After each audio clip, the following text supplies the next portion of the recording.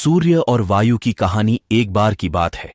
एक दिन सूर्य और हवा में अचानक विवाद होने लगा। दोनों इस बात पर बहस करने लगे कि उन दोनों में सबसे अधिक शक्तिशाली कौन है। वायु बड़ी ही घमंडी और जिद्दी स्वभाव की थी। उसे अपनी शक्ति पर बड़ा ही गुरूर था। उसका मानना था कि वह अगर तेज गति से बहने लगे तो बड़े बड़े पेड़ों को उखाड़ सकती है, आर्द्रता नदियों और झीलों के पानी को भी जमा सकती है।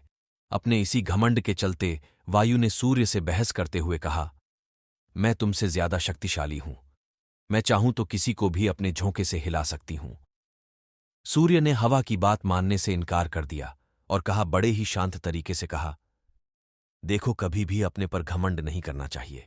हवा यह सुनकर चिढ़ गई और खुद को ज्यादा शक्तिशाली बताती रही। इस पर दोनों आपस में बहस कर ही रहे थे कि उन्हें तभी रास्ते में एक आदमी दिखाई दिया। उस आदमी ने कोट पहना हुआ था। उसे देखकर सूर्य के मन में एक योजना आई। उसने हवा से कहा, जो भी इस आदमी को उसका कोट उतारने के लिए मजबूर कर देगा, उसे ही अधिक शक्तिशाली माना जाएगा। हवा ने बात मान ली और कहा, ठीक है, सबसे पहले मैं कोशिश करूंगी, तब तक तुम बादलों में छिप जाओ।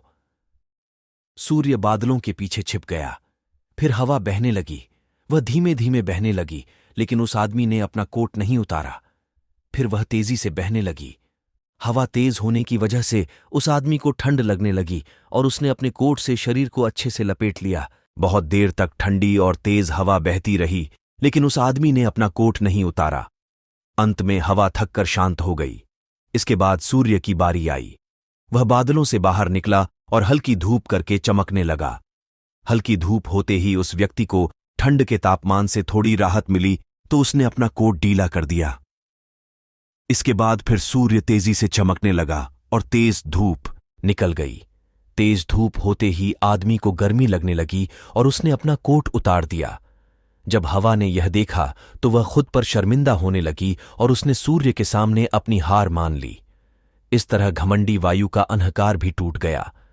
कहानी से सीख, खुद की योग्यता व ताकत पर कभी घमंड नहीं करना चाहिए, क्योंकि घमंड करने वालों की कभी जीत नहीं होती है। तो कहानी अच्छी लगी हो तो हमारे चैनल को सब्सक्राइब ज़रूर करें। इस स्टोरी का क्रेडिट जाता मॉम जंक्शन को और वॉइस क्रेडिट जाता है 11 लैब को।